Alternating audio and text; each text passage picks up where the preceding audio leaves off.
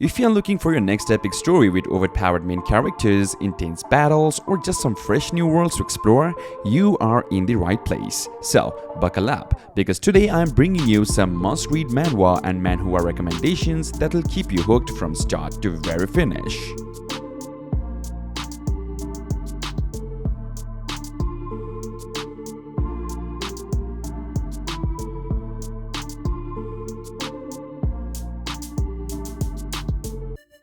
Now we have 7 Knights Alkaid. 7 Knights Alkaid follows Albert Tanis, the second king of Tunisia who lost his memory after a fall. Now, he's gotta find the Centus and the legendary 7th fragment, Alkaid, to stop the world from diving into another brutal war.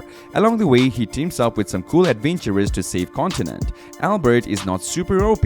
He's kinda weak, but packed with plot armor and that classic power of friendship vibe, which might annoy some folks. The story is solid with a nice mystery twist, side characters get decent development, and the fight scenes flow well. Art is decent too. If you're into classic fantasy adventure with some mystery, then this one is worth a shot. Now we have The Demon is Ready for Dinner. Our MC, Uni, is basically insane, like brings a husky to fight monsters insane. He's on a wild mission across China to recover his lost perception and powers and somehow ends up cooking monster meat with a hot chef girl who wants to make a monster meat cookbook. Yeah, it's that type of story. The comedy is straight up cracked, the fights are clean and flashy. Uni is almost OP from the start, but his broken brain leads to hilarious moments non-stop. If you're down for a wild, funny ride with solid art and a unique modern fantasy setting, this one is a must-read. It's dumb, fun, and fire all around. Next is The Evolution. The Evolution throws you into a post-apocalyptic world where 12 alien destroyers crash land as meteorites, unleashing a zombie virus and chaos everywhere. Power uses starts popping up, and thanks to the Evolution Zone, Wang Zhe, a warrior who died in battle, gets reincarnated 10 years back with all his memories and strength. Now, he's on the mission to become the strongest evolutionary. The story isn't super original, kind of reminds me of The Last Human, but it's executed really well. No annoying side characters or over-the-top fan service, which is refreshing. Wang Zhe has got cool and chill vibe, and the fight scenes can get pretty intense and bloody. Translation has some minor grammar slips, but nothing game-breaking. Overall, a solid pick if you are into post-apocalyptic power-up manhwas. The Grandmaster of Body Cultivation. Ye Kongzuan, the strongest body cultivator ever, gets wrecked by a heavenly tribulation and dies, only to wake up 2000 years later in a weak mortal body. Plot twist? The sect he found is now trash, full of cocky clowns begging for a beatdown. But our boy is still OP as hell, just low-key about it.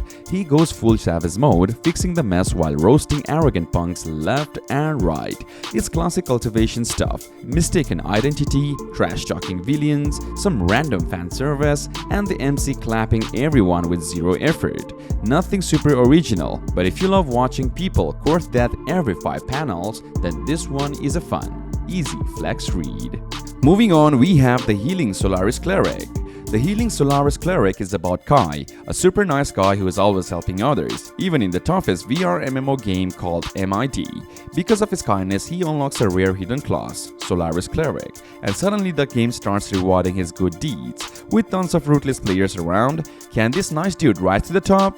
The story is pretty straightforward and chill, perfect if you want a light, easy read. Art is solid and character expressions pop. Fair warning though, all the female characters are kinda over the top sexy, which might annoy some. Kai's kindness might also feel a bit much if you are into soft main leads. If you have read a bunch of VR MMO stuff before, you will enjoy this, but newbies might wanna skip it. Next is The Perfect Hybrid. Meet Guang Gikyu, the ultimate hybrid, part immortal, part sharpshifter, with the best of both worlds and powers beyond belief. After Earth's invasion by other dimensional creatures, supernatural hunters rose to defend humanity. Now, Guang Gik is training to become a hunter himself, facing brutal tests like walking through fields of knives, all to prove his strength and make his name legendary. This manhwa shines with deep world building, strong character bonds, and a main character who quickly becomes OP without losing his cool personality. If you want a story packed with wholesome wholesome family drama, epic power-ups, and a fresh spin on supernatural hunters, the perfect hybrid is your next binge. Moving on, we have The Shop with No Name. Tucked in a shady alley is a sketchy little antique shop with no name, no sign, just vibes. But word is, this place sells wish-granting items. Sounds dope, right? Well, there is a catch. Mess up the rules and you are paying big time. The MC runs the shop low-key mysterious and hands out cursed goodies to desperate buyers. Every deal feels like a ticking time bomb. The art is nothing fancy, but the eerie, slow burn storytelling totally carries. If you're into stories with dark twist, moral lessons, and a bit of mystery, this one might just hook you. It's giving Twilight Zone energy, but in manhwa form. Next is the Unstoppable Hellbreaker. The Unstoppable Hellbreaker follows Bolang, a hell official chasing the truth behind his brother's death. When the Six Realms system crashes after a new god rises, an innocent girl, Lin Xiaolu, ends up in hell. Bolang's mission? Send her back and take down the former god Yazio. Together, they journey through crazy realms, facing wild challenges until they confront the new god at the world's edge. This manhwa stands out with its unique art style and a fresh story. Bolang's got a solid personality, and his odd squad, a weakened god and a determined little girl, adds charm. The plot kicks off strong and gets even deeper and more interesting as it goes. Definitely worth checking out if you want something different in the OP MC scene.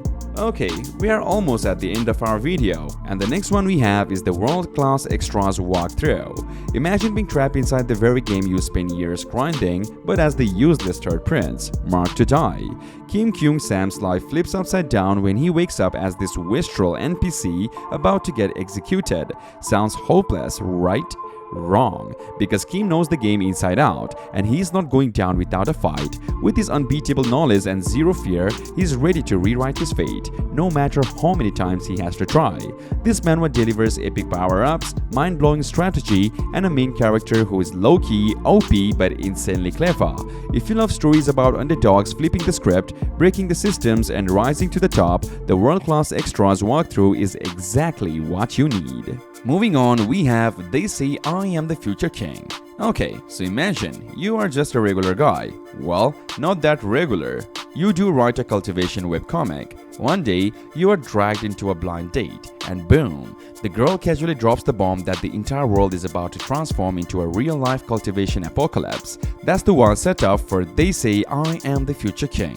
The MC starts as a comic author, but quickly finds out he's not just a storyteller. He might actually be the chosen one in a reality that's about to turn him into a survival of the fittest MMO with monsters, magic, and mayhem.